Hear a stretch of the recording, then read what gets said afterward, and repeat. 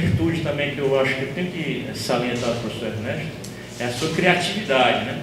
A gente, hoje em dia, como eu disse, as ideias que ele tinha, ele tem um banco de ideias em cadernos, várias coisas a serem desenvolvidas, ele vai interagindo com os alunos para desenvolvê-las. E hoje, até hoje, né, eu vou muito na residência dele, a gente sai de carro para resolver outros assuntos, né? E dentro ali do carro ele diz 3, 4 ideias que se a gente pudesse desenvolver todas elas, então ele tem uma tempestade assim, de ideias que eu acho muito interessante. E quando ele está junto com os alunos ficam muito satisfeitos em ver esse comportamento dele. Uma aluna dele de doutorado, que é professora até na Universidade Federal do Triângulo Mineiro, disse que quando o professor Ernesto brilha o olho, aí morreu. A pessoa vai fazer o que ele está dizendo. É fantástico, realmente, quando ele brilha o olho, ele empolga, ele cativa, aquela pessoa fica assim, realmente com a sede de desenvolver aquilo que ele está propondo, né?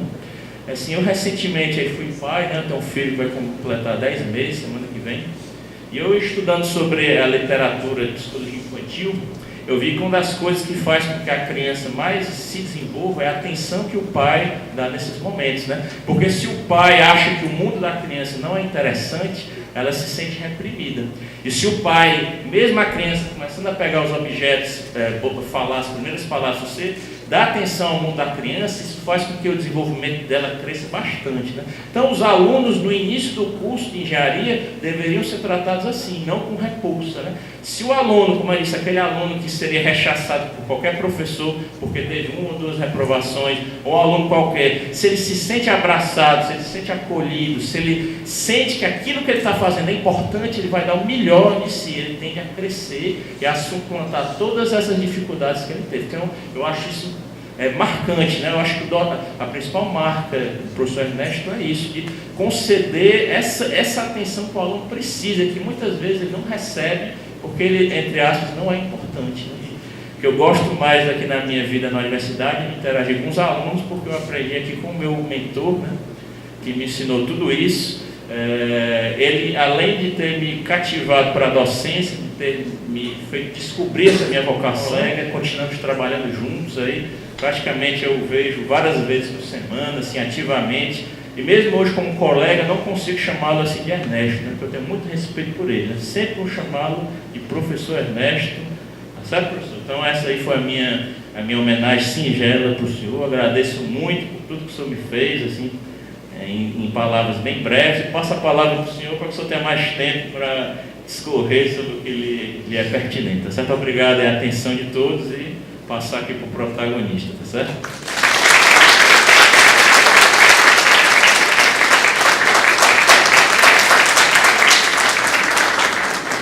Eu fico muito feliz em receber essa homenagem, porque esse ano eu faço 21 anos, eu estou na maioridade, né? Estou fazendo a maioridade, apesar de ser sexagenário. Mas eu estou entrando na maioridade porque eu faço 21 anos de doutorado. O meu doutorado esse ano. Estou entrando na maioridade e tenho 32 anos como professor universitário. Isso para mim é uma imensa satisfação. E eu descobri a fonte da juventude na universidade ensinando. E vou dizer por quê. Porque o tempo ficou congelado para mim. Porque ao longo de todos esses anos eu só convivi com pessoas de 17 a 23 anos. Então eu não consegui envelhecer. Eu estava sempre ali convivendo com jovens. Mesmo o tempo passando, mas a minha faixa etária sempre estava ali na fonte da juventude. Primeiro eu gostaria de agradecer esta homenagem ao meu advisor,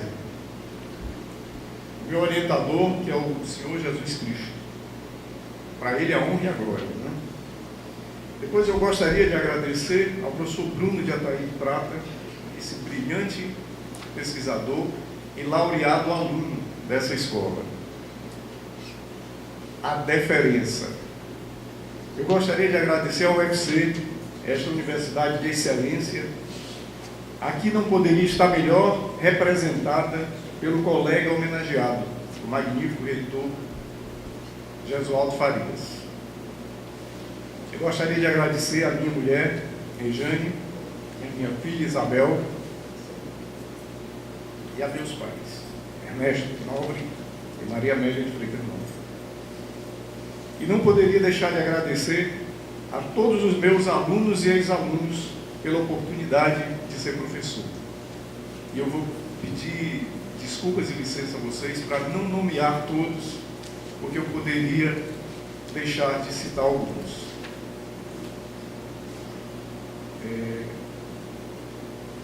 Para mim foi uma grata surpresa, e eu não esperava, na realidade foi uma grata surpresa receber esta homenagem. Eu achava que eu ia sair da universidade e pronto, não tinha sido, não que isso acrescenta, mas eu não esperava, foi surpresa mesmo. Mas eu sei que essa homenagem, para mim, ela tem um significado muito importante, considerando que ser um mentor significa um indivíduo experiente que guia, que dá conselhos a uma outra pessoa. Então isso, para mim, foi de extremo significado. Eu vou direcionar a minha fala em duas partes, em dois caminhos aqui. Primeiro eu vou falar minha trajetória para ser professor, e segundo, no segundo momento eu vou falar como e quando, na realidade, eu me tornei professor. Vou falar um pouco da minha formação. Eu sou cearense, eu sou filho de uma família, sou o segundo filho de uma família de 10 irmãos, família numerosa. Tenho só pelo lado do meu pai, para vocês terem uma ideia, 100 primos legítimos. Eu sei contar muita gente, a minha família é uma família numerosa. A minha vida de estudos, por incrível que pareça, ela começa no prédio da reitoria da UFC, onde funcionou a primeira sede do Colégio Nossa Senhora das Graças. Quando eu tinha 3 anos de idade, minha mãe leva minha irmã, Célia, para iniciar o jardim de infância. Eu estava presente. E segundo relatos dela, quando ia saindo comigo, eu começo a chorar, querendo ficar. Consegui ficar estudando com minha irmã. Diz minha mãe que aos 4 anos eu comecei a ler. Pode ser conversa de mãe coruja, né? O meu primário e ginasial e colegial, eu estudei em alguns estabelecimentos de ensino, no Gabriela Mistral, no Externato Nóbrega, mas concluí o primário em 1963, no ginásio 7 de setembro, né? Como também o meu ginasial em 1967. Quando o professor Gesualdo estava lá tomando palmatória, eu estava bem mais velho. Tomando palmatória não, ele não chegou a tomar palmatória, né? Nem a depositar a mão, né? Mas eu sei, eu conheço, eu sou dessa época também. Então, no meu colegial, eu estudei no Colégio Batista em 68 e 69. E aí fui para o Colégio Cearense Sagrado Coração, onde eu concluí o meu 3º ano colegial. Nunca fiz vestibular em Fortaleza. Eu tinha uns parentes que estudavam na Paraíba, engenheiros, e isso foi uma das coisas que também me levou a seguir a engenharia. Tinha um primo meu que estudou aqui, fez vestibular aqui na engenharia química. Também, mas eles eram mais velhos do que eu. E tinha um primo que havia se formado em Campina Grande e um outro que estudava. Então eu terminei indo fazer vestibular lá na Paraíba. Então eu iniciei a vida universitária cursando engenharia química, isso em 1971, na Universidade Regional do Nordeste em Campina Grande. A motivação pela química não foi além do primeiro ano letivo. Então, ao final do ano, eu voltei para Fortaleza e, como não tinha o que fazer, fui vender livros, livros de coleção de livros, para ganhar, não ficar sem recurso. E minha família no segundo semestre se muda para João Pessoa. Vou para João Pessoa e fiz, aí em 73 eu faço novo vestibular. Nesse período, nessa época, quando eu fiz vestibular, era o período da Revolução. E nós tínhamos assim, você não entrava direto para engenharia civil, para engenharia química, engenharia elétrica. Você entrava para a chamada área 1. E nessa, eu entrei, então a minha classificação, como era um pacote muito grande, eu não me classifiquei entre os primeiros, e os cursos começavam, no primeiro semestre entrava uma turma, que era muita gente, e no segundo semestre entrava outra turma. Eu fui da turma do segundo semestre. Só que aí comecei o ano letivo, e quando você tinha, no ciclo básico, você entrava para fazer os cursos, e esses cursos eram de quem ia fazer física, quem ia fazer matemática, quem ia fazer engenharia, qualquer engenharia fazia os mesmos cursos como se fosse ser físico ou como se fosse ser matemático. Então eu estudei todos os cálculos da matemática, que tinha todos os cursos que eram da matemática. Quer dizer, por um lado, para mim foi excelente isso. Mas por outro lado, eu vivi um momento muito complicado, porque foi estabelecido um vestibular interno.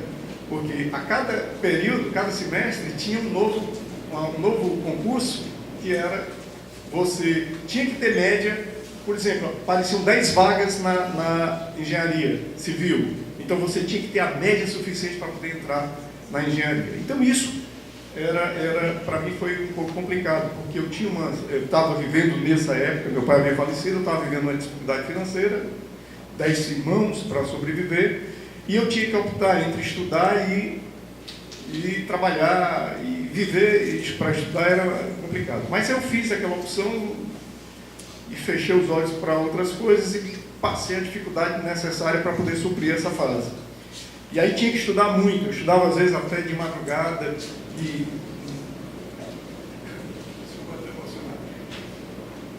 não tinha às vezes recurso para ir para a universidade e ia a pé. Saía passava a noite estudando, e como os alunos sabiam que eu estudava muito, e ficava no quadro escrevendo, os colegas iam para lá, e eu tirava dúvidas, e ajudava, auxiliava, para eles também serem bem-sucedidos. E a possibilidade do emprego ali naquele momento, então eu fiz concurso para oficiais da Marinha e fui.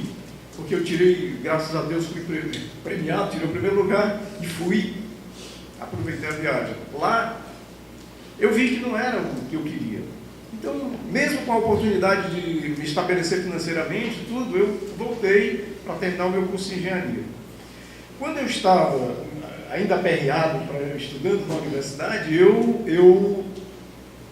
apareceu um concurso da Polícia Federal. É um terror enorme dentro da universidade, uma preocupação enorme. Eu fiz o concurso. Fui reprovado no psicotécnico. Acho que eu fui bom demais.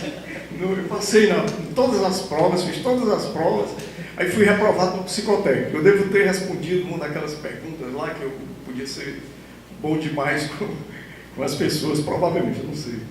E terminei não sendo aprovado no concurso. Então a minha vida, a minha pindaíba financeira continuou aí.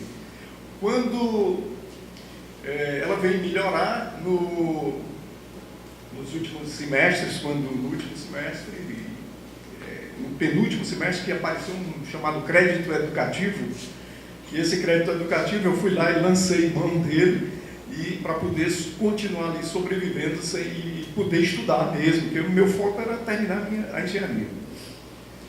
E aí recebi o crédito educativo. E aí no último período eu fui estagiar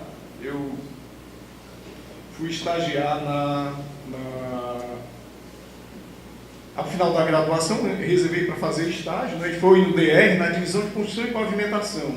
E aí veio a certeza de que aquela área era a área que eu gostaria de trabalhar. E que eu disse, não, aqui talvez, eu acho que é o que eu vou me realizar nessa área de infraestruturas. E é o que realmente eu tenho feito até hoje. Então, os 5 meses que lá permaneci me deram fundamentos práticos necessários para que nos anos seguintes, que foi em 79 e 80, eu pudesse fazer parte do quadro de engenheiros da construtora Sama, era uma construtora que eu tive a oportunidade de construir. Foi, para mim, uma experiência fantástica, porque eu construí todo um trecho de engenharia no vale, na serra, tinha pontes, barragens, e eu consegui ver a engenharia em poucos anos e ter a oportunidade de trabalhar ali. E o responsável, eu estava uns 2 meses na obra, o responsável da obra sai, e aí chega um avião do dono da empresa, me pega, leva para João Pessoa, e tem uma reunião e pergunta se eu posso tomar conta da obra.